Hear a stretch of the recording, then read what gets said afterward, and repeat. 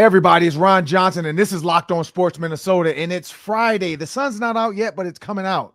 But either way, we have to get this roundtable going. Again, I'm Ron Johnson. I got Reggie Wilson from Care 11. Also, Julia Daniels joining us from Care 11. There's no cat. We haven't seen the cat just yet. But then we have Sam Ekstrom, of course, the producer that does it all. And we got to get locked in on today's topic. So what you got for us, Julia? All right. We'll talk about the Vikings will get their first win if. We got a few takes for you. And speaking of Vikings, FanDuel offering you like hundreds of ways to wager on Vikings Chargers. We've got our locks for Sunday's game. Not so fast, Twins fans. You're not going to just clinch without winning a game first. You can't clinch on your day off. We're talking about the Twins. Magic number at 1. You clinched on your day off? How are you going to clinch on your day off?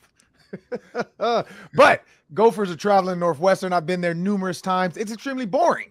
So is this 11.5 point favorite doable? Or is this going to be another one of those Gopher games where everybody's sitting to the last minute right before the postcast? I just want everybody to know today's episode is brought to you by Jase Medical. Empower yourself when you purchase a Jase Case, providing you with a personal supply of 5 antibiotics that treat 50 plus infections. Get yours today at jasemedical.com. That's JASE medical.com. Well, it's time to get into the show, people. We got a lot of topics we got to talk about. I mean, they're going to be popping champagne. Gophers are going to be laying money down on FanDuel. Not the Gophers, probably the Iowa Hawkeyes because they like to cheat. But we got to start off with you, Julia. What you got for us? All right, let's talk about the Vikings. 0-2 at the start of the season. They got the Chargers coming in on Sunday. What do they have to do to get their first win of the 2023 season? Well, I think it's pretty obvious, and we've talked about it after every single one of these games. Don't turn the ball over. That's how you win this first game. They've all been within one possession, one score. KOC said earlier this week they were willing to break the bank on internet fines that would help them work on ball security. So they've just got to hold on to the ball for the most part. O-line's got to be a little bit better, but number one thing has to be hold on to the ball. Do not turn it over. Yeah, the Vikings are -6 in the take give, and they still have almost won a couple games. The Chargers, on the other hand, they have yet to turn the ball over, and they have almost won a couple games. They've lost by 2. They lost in overtime. So there's got to be some regression going on here. The Chargers are due to give the ball away a couple times. Vikings, I think, are due to protect the ball for once. But I got a couple other specific requests for the Minnesota Vikings. Khalil Mack, remember him? He's off to a really good start for the Chargers this year. Vikings are very familiar with how he can wreck games from when he was with the Bears. Christian Darrisaw, I'm guessing he's going to be questionable for this game. I'm assuming he plays. He needs to hold Khalil Mack to 3 pressures or less. You got to keep him out of the backfield, please. Secondly, the Vikings need to average 4 yards per carry. I'm not asking for a lot. You're averaging 2.7 yards per carry so far this year. The run game is in shambles. You got Cam Akers. Maybe he plays. Average 4 yards per carry and stay on schedule. That's how the offense will hold the time of possession, avoid those short drives, move the football. That's all I'm asking. They got to start fast. Remember last year they started the game, that first scripted drive, and they scored a touchdown. We haven't seen that yet this year. I think we should see a little bit more like aggressive nature to start. Like they need to play like their hair is on fire.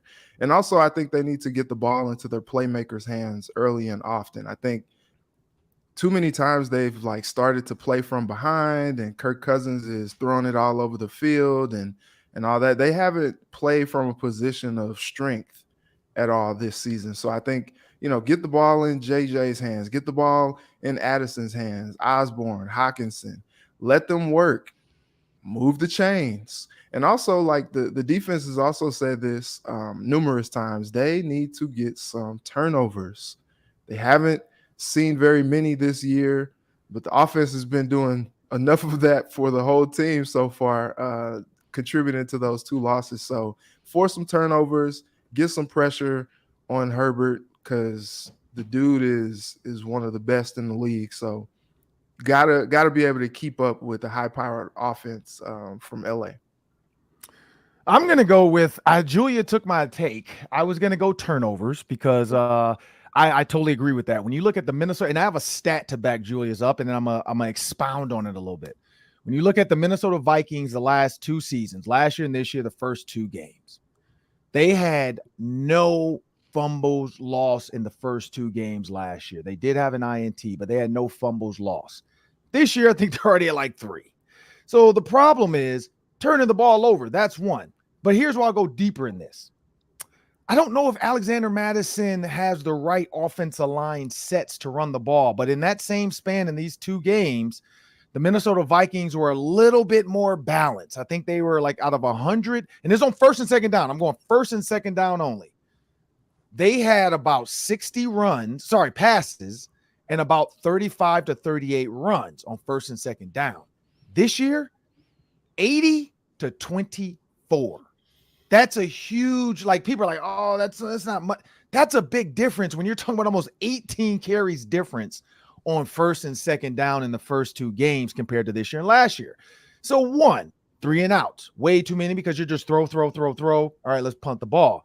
Also, there's no secret to your play action if you're not actually running the ball. So my thought, the Vikings win if they can establish the run. Not like you don't got to run it 50-50. BJ Fleck talks about that. Just run it good enough so that, like Reggie said, Khalil Mack doesn't get to just pin his ears back and kill you, as well as Bosa. There's another threat over there on the other side. When they line up on the same side, just call a timeout and say, can we just punt instead of throwing it with these 2 guys over there? Or just, like Kirk, just run away from them. Just go the other way. But when you think about this team and what the Vikings need to do, they need to establish some type of run. Because 8 carries, 9 carries, 6, that's not going to get it done against this Chargers defense.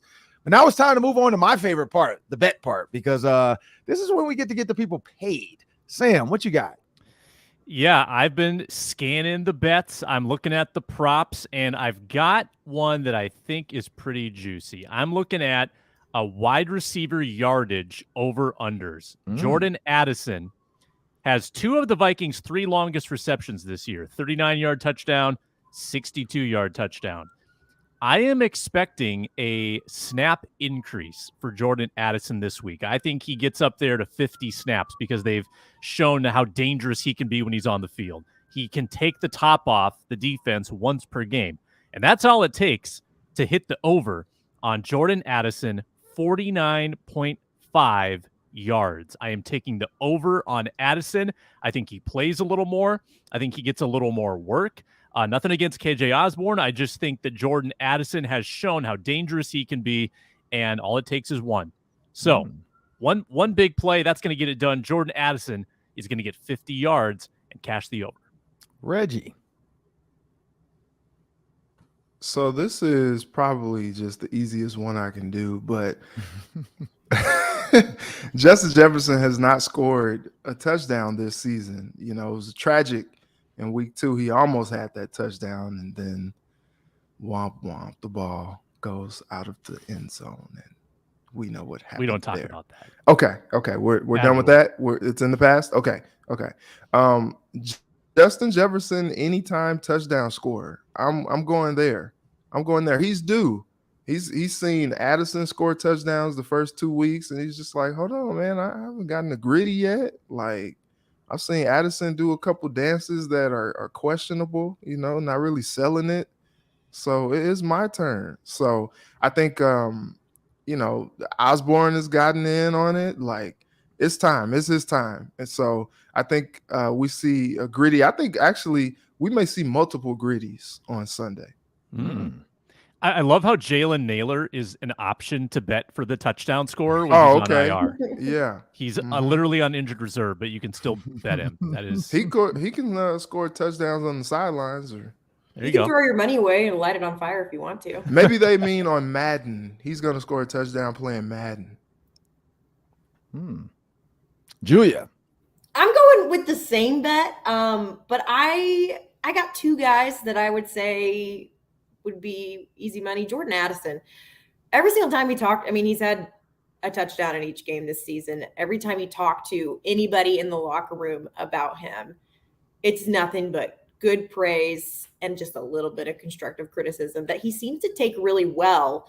He seems to learn well. He seems to be worth the money. I would say Jordan Addison, good bet for anytime touchdown scorer. Also, I would say Alexander Madison, because if anybody has anything to prove this week, I would say it's him. They bring in another running back. He's had a really tough time, as we know, after this past game. I would say if anybody is or should be fired up about this week in particular, it would be him. So I'd put money on him too. So Sam knows I love to do these. I'm going with the same game parlay. This one is it's a reach. It's plus 2,817. 2,817. Here's my prop bet. Same game parlay. Curtis Cousins, 300 plus passing yards. Justin Herbert, 300 plus passing yards. Justin Jefferson, 110 plus receiving yards. And then Keenan Allen and TJ Hawkinson, anytime touchdown scores. For people that want to try that one, it only takes you $10 to win a lot of money. But 2,800. I will say this: you can drop off the Kirk Cousins, because I tried this one too. You can drop Kirk Cousins and Justin Herbert down to plus 250, which is probably a little bit more doable. But hey, it's $10. If you want to win big money, why not go after it? But I would say they're both going to have over 250 yards passing. I think Justin Jefferson will have over 110, and I think Keenan Allen and TJ Hawkinson are anytime TD scores. The reason for the Justin Jefferson one, by the way, people, I don't know if you saw Tyreek Hill, what he did to the Chargers, but he went off. And so the Chargers defense is fundamentally, there's some things missing there. And I think Justin Jefferson can exploit it, because he's going to be the move around guy. And that's what Tyreek Hill was for the Dolphins. And he ate them alive, because for some reason in nickel, they like to give the slot guy a little bit of a cushion. Good luck giving that to Justin Jefferson. Well, I know Tyreek Hill scares him, though. He's super fast and he's scary. But Justin Jefferson, he still can hurt you too. Well, we got to move on. Now, the Twins, we talked about champagne, putting sunglasses. I got cigars over here. If the Twins do win, everybody tonight, Friday night, have a little cigar, have some champagne, enjoy the fact that you're Twins, because I've been holding back. I've been so scorned by sports teams and put my faith in them, and then they hurt me. Like the Vikings, they went 13-4. They hurt me. The Minneapolis Miracle, they turned around and hurt me. So it's tough for me to get behind a team. Like the Timberwolves brought in Rudy Gobert, and I thought they were about to be the Twin Towers. And then look what that turned out to be. Patrick Beverley cried after they won the play-in game, and then look what happened next. So it's tough. But the Twins are going to be in the playoffs, people, if they win tonight. So pop that champagne. Before we talk about that, because Julia Daniels and Reggie Wilson have some stuff to share about this Twins clincher, we have a word from our sponsors. Let me talk to you about readiness, about preparedness. The seasons are changing. We're going into the winter, and, along with the snow comes the viruses. You've got kids bringing stuff home from daycare. Maybe that's just me. I don't know. But you're getting more sick. Stuff's going around. You want to be prepared, because you don't know when you're going to need emergency care. And the Jase Case from Jase Medical empowers you and your loved ones to have care for when the unexpected hits. They provide 5 life-saving antibiotics for emergency use, give you peace of mind. So you're not just hoping you have access to medication. You have access to medication guaranteed. With the Jase Case, they're simple. It's very simple. They handle everything from the online evaluation to licensed pharmacy medication delivery and ongoing consultation and care, so you don't get caught unprepared. Save more than $360 by getting these life-saving antibiotics with Jase Medical, plus an additional $20 off by using code LOCKEDON at checkout at jasemedical.com. JASE medical.com, promo code LOCKEDON. And by the way, people, if you want to remove Justin Herbert and Kirk Cousins, for those man, that's ridiculous, 300 plus, you just remove them, still plus 1,100. That's Justin Jefferson, 110 plus yards, Keenan Allen and TJ Hawkinson touchdown scores. It's plus 1,173. So still a good one out there. And I think one of you guys did say that Justin Jefferson's bound to score because he hasn't scored yet. So you might want to throw that one in there too. 110 yards and a Justin Jefferson score takes you back up to plus 2,000. Hey, I'm just trying to help you guys out. But now it's time to move on to the Twins. Reggie, take it away. We talk a lot about betting for a place where you can't legally You got to Place drive to. to the sign right when it says "Welcome to Iowa." I've done it. It clicks on right there, like right about there. It clicks. So you just got to go about an hour and 40 minutes, and then boom, you're good to go.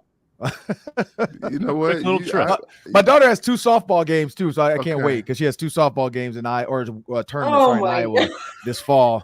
She's also going to South Dakota October 2nd. I haven't looked to see if South Dakota's on that list, but she's going to South Dakota October 7th. So I got time. So what's interesting is we had the Vikings Extra on Sunday, and we had several people. We do a segment called Take 11 where people summarize the game in 11 words. And for the first time since I've been at Care 11 and we've been doing Vikings Extra, people were saying that they were more excited about the Twins than they were about the Vikings. And I was like, what? And, you know, I was here last year when they blew the big lead that they had and let the Guardians come in and take their lunch money like Debo. And now they are 1 game away from clinching this thing, popping champagne, just messing up, dry cleaner bill out the roof, you know, like just messing everybody's clothes up. But what's interesting is it can't be just easy. There were so many people like, oh my God, tonight we could do it. Here we go. And last night it was just like they needed 2 losses and both teams won. And you're like, oh, okay. And so, I mean, it's just like the Twins, though. It's like they got to earn it. And it's just funny, man. Like everything seems to be setting up for them to go ahead and win this game and clinch it tonight. But I don't know if I've just been here for too long. I'm just like, I don't know. Like tonight would be like a night where everybody's like excited and then they come out and lay an egg. And I'm not trying to be like negative about it, but like, I don't know. I think, you know, we've made the analogy before, you know, that girlfriend is like, come on, baby, take me back. And you're like, no, we've been through this. I'm not doing it. She's like, but I've changed. And you're like, okay, let's do it. And then she breaks your heart again. And so I think a lot of fans, everything that Ron said before he kicked it to me was everything that I have witnessed about Twins, Minnesota, in general, fandom. People were just always waiting for the other shoe to drop. And it's like this year they may avoid the Yankees in that first playoff series, but you know, even still, people are like, man, I don't know. Is this the year? I don't know. And we've seen flashes of things where you're like, oh, this Twins team, I don't know. They may be cooking with something. The pitching is pretty good this year. You know, they've managed to keep the bats hot, even without guys like Byron Buxton, guys like Joey Gallo regressing back to Joey Gallo. And all these other variables where you're like, okay, I don't know. But now you're like, oh, Correa's got the foot injury. And now Royce is dealing with the hamstring. You're like, dang, like, I don't know. I don't trust it. You know, to me, like the clinching is going to happen. Like that's something that we're not really too worried about. If it doesn't happen today, it'll happen this weekend at some point. You would hope anyway. I hope I just didn't give him like the kiss of death. But I think when you kind of look ahead to what to maybe expect from the playoffs, like it's been a long time since they've won a series. This is a good year as any to do it. But I don't know. There's still just this like apprehension in my spirit. Like I feel it in my spirit. I don't know if the Minnesota sports fandom has just kind of come and overtaken my being, but everything that Ron said is like, I feel it. I feel it. I feel the tension. There's angels in the outfield. I'll say that. It's never, ever, ever over. The Cleveland Guardians, you never know. They might have something in the locker room trying to get. No, it's over. Julia, what you got? Well, Reggie's right. There is a possibility that they don't win the division. I think. Oh, my goodness. Correct me if I'm wrong. They have to lose these last 9 games And Cleveland and Detroit both have to win these next 9 games. And then the Twins would lose the tiebreaker. Everyone would be 81-81, I think. Oh Twins would my lose the tiebreaker gosh. because they're 6-7 against Cleveland and 5-8 against Detroit. So you're right. Wow, There is a chance. pessimism here. Oh man, I what would is love to see happening it just to for us? mutual destruction, like just so we can have the biggest meltdown on ESPN Oh, and history no. of like That'd be epic. So if baseball. you're betting on anything, maybe bet on that. But I also would say this year in particular, the injury hiding has been a big part of the little injury bug that they've dealt with this year. And I would say now if they win tonight, then for sure, but get the rehab you need at these last games of the season before the playoffs start. Everyone stay healthy, be honest, tell your trainers when you're not feeling great, because that's been something with Royce. It's been something with Joe Ryan that we've seen. So now is the time, because chances are they'll be in the postseason. You know what I'm talking about. But yeah, I would say that would be my biggest concern right now. Is you already have, like Reggie said, Correa and Buck, and Royce dealing with this hamstring thing. So if there's a problem, maybe bring it up now to your guys and let them know so that you can fix it before crunch time really hits. Yeah, as far as the clinching goes, I love the way this worked out. I love that they didn't clinch last night, because now you get to do something really fun. You have a chance to go out there in the 9th inning. Juwan Duran can come out with the fire intro, and he can come out here and strike someone out, and you can clinch the division on your field in front of your fans with a win. You can pile on everybody on the mound. It can be really, really fun, a good moment for your fans. That's going to be awesome this weekend. My bigger question, like just holistically, is should fans really feel proud about this division championship? Because you're in one of the worst divisions in baseball history. Now, with a win, I will say this, with a win tonight, the Twins would clinch a winning record for the season. So that's something. They won't have a losing record and win the division. But consider this. They've got the 7th best record since the All-Star break. Mm-hmm. Since the All-Star break, they are 9th in batting average, 4th in on-base percentage, 5th in OPS. If they were in the NL, they'd be a wild card team. And as it is, they'd only be 3 games back of an AL wildcard spot if that was their situation. So they have earned the right to be considered a playoff team. I don't think there's a need for asterisks here. The Twins turned it on in the second half of the season, and they are absolutely playing playoff caliber baseball. So I'm all optimism. It's the Michael Scott meme. I am ready to get hurt again.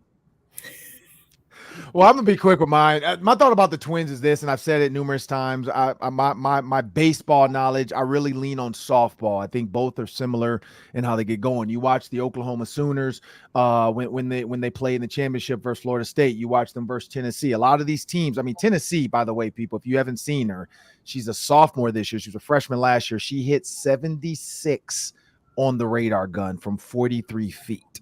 So that's like the equivalent to a baseball player throwing like 112 miles an hour. So if you ever want to see something stupid fast, watch Tennessee softball this year. That young lady can throw absolute gasoline. But when I go with this is Oklahoma, even though they had Jordy Ball, she's now moved on to Nebraska. Oh my God, we got to deal with her in the Big Ten. But Oklahoma had numerous hitters after hitters after hitters, and that's why Oklahoma was so good. People could not understand why Oklahoma's unbeatable. It's the hitting, and I think the Twins is the same thing. When you have guys that are putting the bat on the ball, they're putting it in play, they're making things happen, they're hitting spots, they're playing. I mean, small ball's kind of gone away, but they're willing to sacrifice bunt when they need it to move a run. Like, that's how you get that momentum as an all-team game.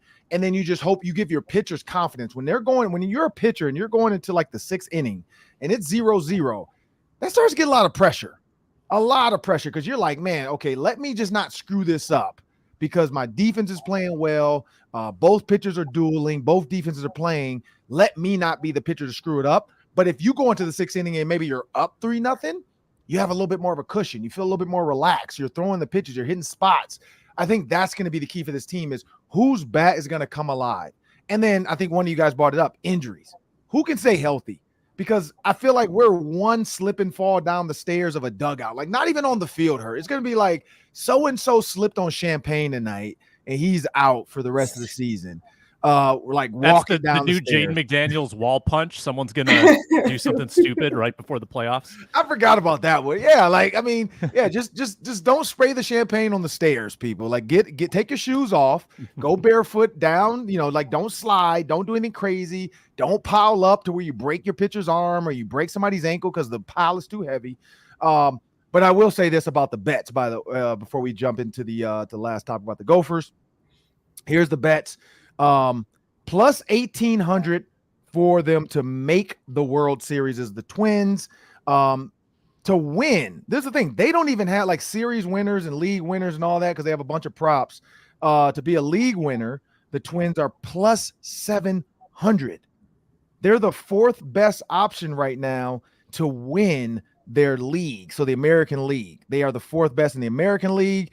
And so we look ahead of them: Baltimore Orioles, Houston Astros, Tampa Bay Rays. That's the question. Can they beat one of those teams? Division winners, they're not even giving you a chance to bet on the Twins right now.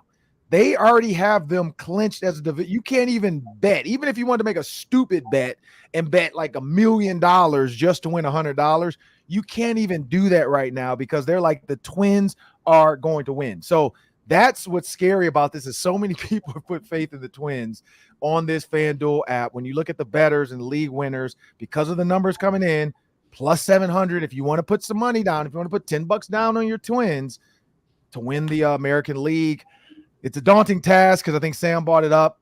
They're not in the best, but they're not the worst.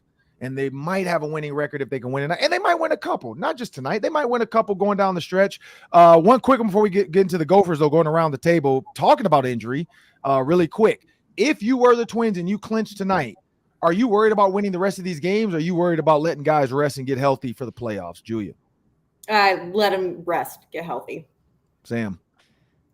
Yeah, I mean, it's a little tantalizing to try to catch Houston for that 2 seed, but it's so unlikely that I think you got to just take it easy, get your rotation in order, and you're going to win a lot of these games anyway because you're playing some of the worst teams in baseball. So, yeah, just worry about your health.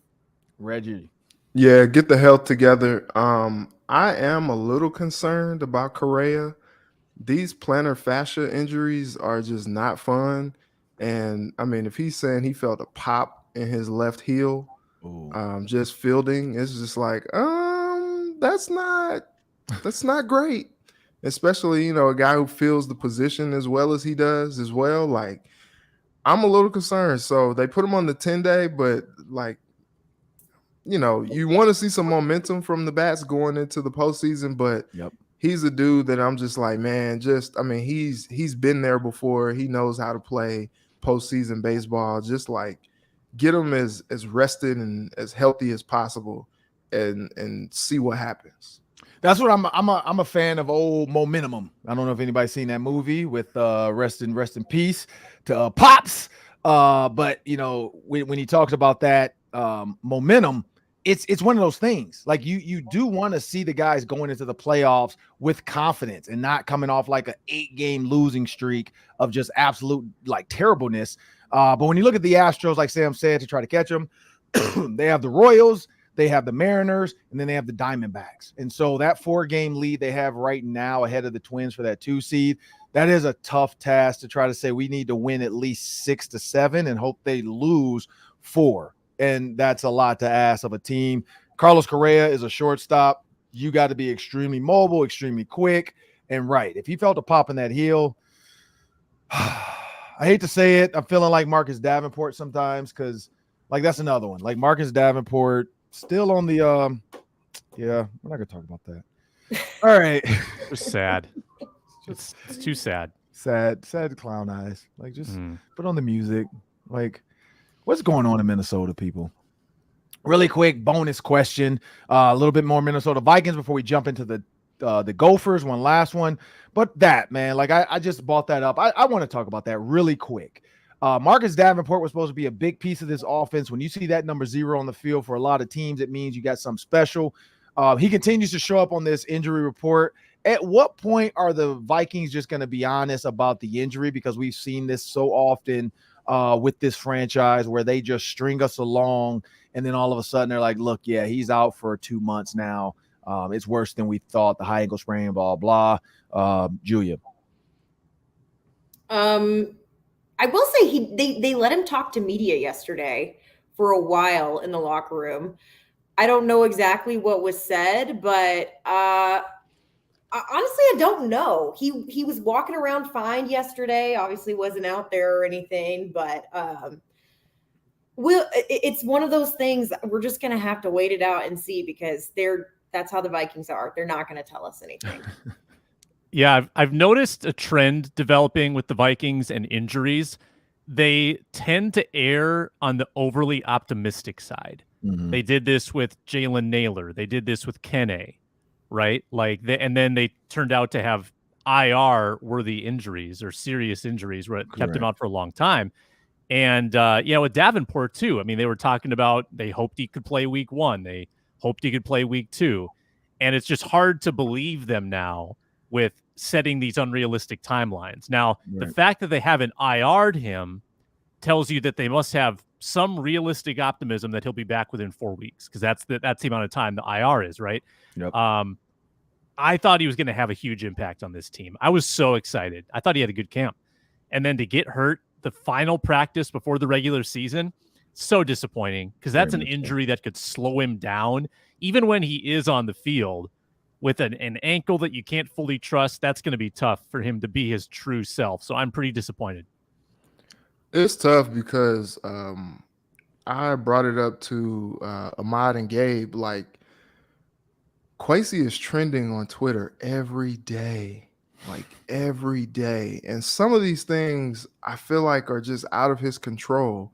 And this Davenport thing is the same. Like, he took a calculated risk last year signing Za'Darius Smith, coming off that big injury to his back, and Za'Darius paid off. I mean, he got a bag going to Cleveland. That's great. I think he tried the same calculated risk with Davenport this year to see, like, hey, he's an oft-injured guy, maybe hadn't played up to his potential just yet, sign him to a 1-year prove-it deal, and let him rip. And it was trending well.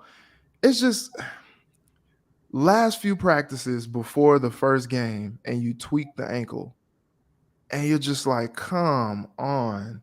And then now you're like, well, I mean, that was the thing. That was the knock on him anyway. He's already oft injured, so here we go again. And I just feel like it's super unfortunate, one, for the Vikings, but more importantly, super unfortunate for him, because I'm sure he was really ready to come in, prove it. You know, he had a half a sack last year, all season. I'm sure he was ready to come in and do his thing, earn another contract to take care of his family, and now he's being bugged by yet another injury. It's just unfortunate all the way around. I'm the same way. I just think, I know players, I've been there, players don't want to be hurt, but it's just one of those things sometimes. You kind of got to be honest and get the pieces in there that you need. But before we jump into this Gophers topic, we got to talk about the Gophers. 8.5-point favorites, 11.5-point favorites over Northwestern. And Northwestern can be boring. What do the Gophers need to do? Do they cover? Before we do that, we have a read. Yeah, let me tell you about FanDuel. We've been talking about it a lot already on this show. It's a great place to wager college football or the National Football League. And new customers can bet at America's #1 sportsbook and get $200 in bonus bets guaranteed with a simple $5 wager. $200 free dollars into your account, win or lose, guaranteed with a simple $5 wager. And there are so many ways to wager. We're talking like hundreds of ways on every NFL game coming up this Sunday. Check it out on the FanDuel Sportsbook app. Spreads, player props, over-unders, futures, alternate lines, so much more. FanDuel.com/lockedon or the FanDuel Sportsbook app, and bet the NFL in style. FanDuel, an official partner of the National Football League. Well, it's time to jump into this Golden Gopher versus Northwestern conversation. We know Pat Fitzgerald is no longer at Northwestern. They've had their own issues. They are 1-2. Gophers are 2-1, coming off a loss to North Carolina. Here's the thing about the Gophers. We know Darius Taylor is a legit weapon. PJ Fleck said, I asked him, do you want him to be RB1? without kind of saying it, but he said it. He said he deserves to get more carries. So in my opinion, and he said Sean Tyler's not out, but he said Darius Taylor deserves more carries. If this team can establish the run and just run the ball down their throats, knowing they have a guy in Brevin Spanford. I asked him about Brevin Spanford. Everybody's been waiting for him to be the guy. PJ Fleck said, I'm waiting for him to be the guy. And so there's some things Brevin Spanford probably has to get figured out on the field. It sounds easy when you're 6'7", 260 pounds, but it's not. So the Gophers should win this. There should not be a close game. They should be the bully. When you look at this offensive line from Ariante Ursary all the way down to Nathan Bowe, this is an offensive line that can really control the line of scrimmage. I went back and watched the North Carolina game last night, and the Gophers actually, it was 13-21 up until Ethan Kaliakmanis had to go out for a little bit. And your boy Cole Kramer walked in and went YOLO and threw a Hail Mary, 2 defenders on 1 receiver. Like, I don't know what his thoughts were. I know he probably was like, this is my one shining moment. Uncle Rico, I never get a chance. And when the game matters, I'm about to be a hero. And he threw that thing not out the back of the end zone, but to the only guy back there that could catch it, which was the defensive back. If he actually just controls himself, maybe they just have to punt. Maybe he dumps it off and Darius Taylor gets a run. If he just controls himself, he doesn't give the ball back at that moment. They had a chance maybe to even get a long field goal, 16-21. It's still in their hands. He completely just lost his mind at the end of the game. So I feel like the Gophers in situations like that, that's one of those we can look back and say, 13-21 in the third quarter, Gophers driving. Nathan Kaliakmanis had just got a first down, but his knee brace did something weird in that turf and that grass. They probably have a chance to make it a little bit more competitive. But then we know what happened with North Carolina. When you look at North Carolina, and I'm going to break it down on the pregame show tomorrow for the Gophers, there's 4 plays that I really think the Gophers defense can hit on when you look at Northwestern. Northwestern has a quarterback that can run. Drake May can run, but he's not a runner. They rush past him too many times, way too excited about the rush and the blitz, and they let Drake May out the pocket. You keep this kid in the pocket for Northwestern, you can win this game. He's beat teams with his legs, not with his arm. They've only won 1 game.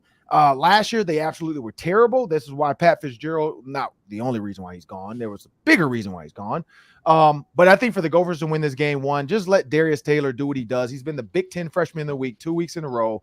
This kid is legit. I think the Gophers win this by 14. Let's go 13 points.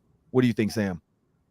Yeah, Northwestern's played 2 serious teams, Rutgers and Duke, and they were not competitive in either of them.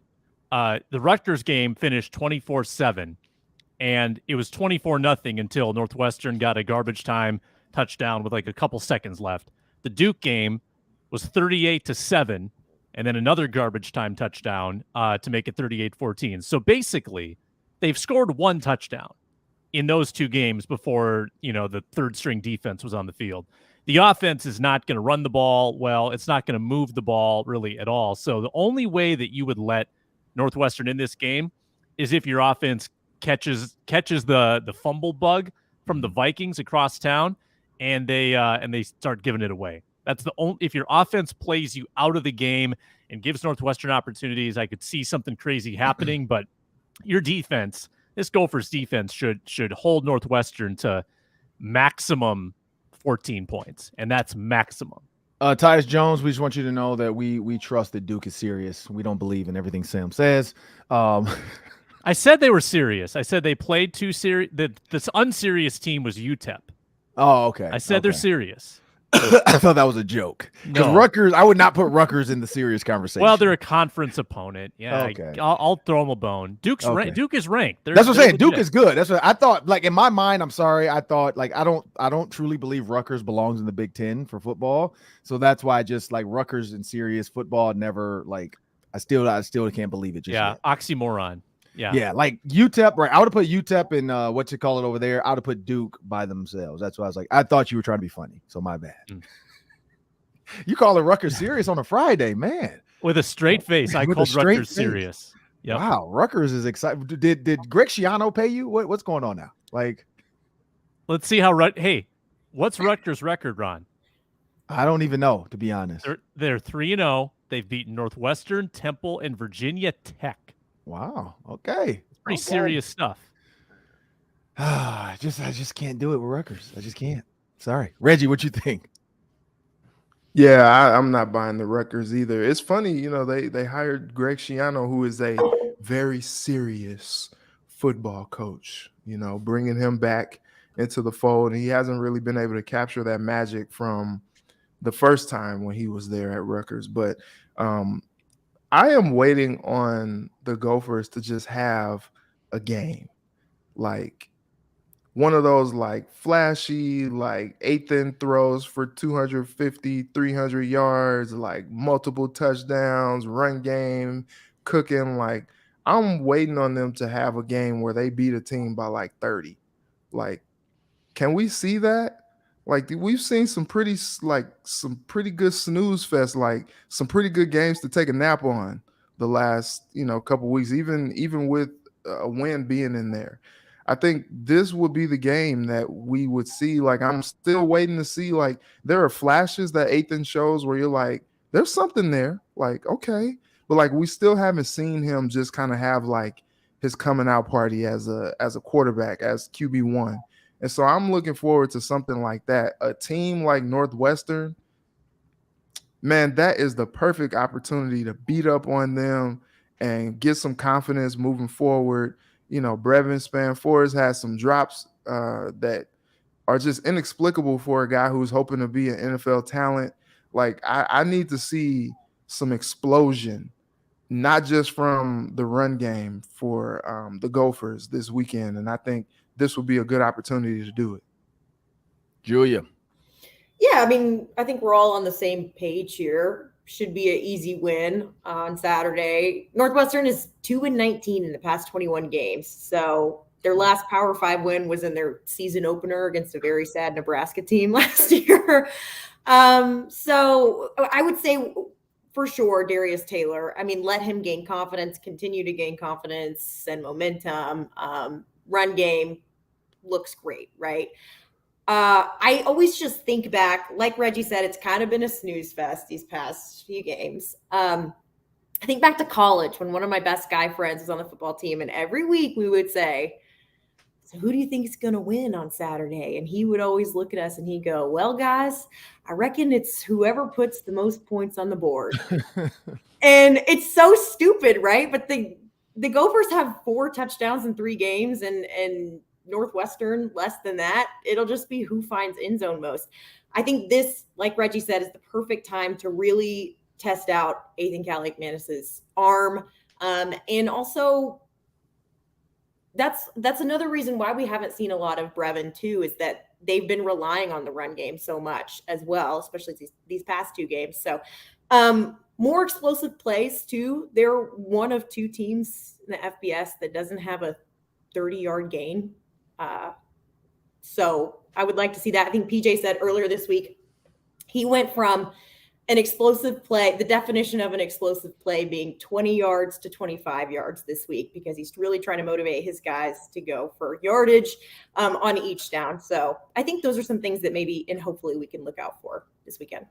Yeah, well, I mean, we know the Gophers, you look at third down. Joe Rossi has always hung his hat on third down. They went up against one of the top 5 teams in the country for third down conversions in North Carolina, which is why they are currently giving up 52% of their third down conversions on defense and offense, respectively, only converting 45%. That's not a recipe for a win. That's a recipe for what we saw last Saturday, which you stick around, eventually it's going to bite you in the butt. And as Julia said, yeah, if the Gophers can score more points than Northwestern, hopefully 12, because the line is 11.5, they will win. And I think that's the key. We want them to win, but we also want you guys to be happy about your bets, because 11.5 is a hefty one. I feel like a lot of people are going to bet Northwestern and that the Gophers won't cover, but the Gophers will win, because my feeling is going to be probably a 6-point game. But hopefully this is one of those PJ Fleck moments where we're like, this is what this Gopher teams can be and dominant. And if there's any time to throw a fade to Brevin Spanford, it's this weekend, because their linebackers and their corners are not big and they're not fast, and Brevin is big. So why not try it? But like PJ said, we're waiting for Brevin to do it. So, but I'm Ron Johnson. That's Julia Daniels. That's Sam Ekstrom. That's Reggie Wilson from Care 11. Julia's from Care 11 as well. This has been the Friday Roundtable, not just football. We cover all sports. I want everybody to know, too, you can download and subscribe on Amazon Fire. You can get the Roku device. You can get Spotify, iTunes, any device you use. YouTube. Please go on YouTube. You just need an email address to subscribe to Locked On Sports Minnesota. You can get the Football Party 4 days a week, the Ron Johnson Show, and then, of course, the Roundtable. And again, the postcast. After every Gophers and Vikings games, we will have a post-game show. They've been great the last 3 weeks. Make sure you check this one out because Northwestern is definitely going to lose, hopefully. And we should have a nice post-game show. If they win, it's going to be sad. I'm going to be drinking. I'm not going to lie. I'm going to have a cigar, and I'm just going to drink on the post-game show because I'm sad. Like, that's what I'm going to do. But not too much because I got to wake up and do the Vikings pregame show before the Vikings take on the Chargers. I want you guys to have a great weekend. Enjoy responsibly. Don't be sad.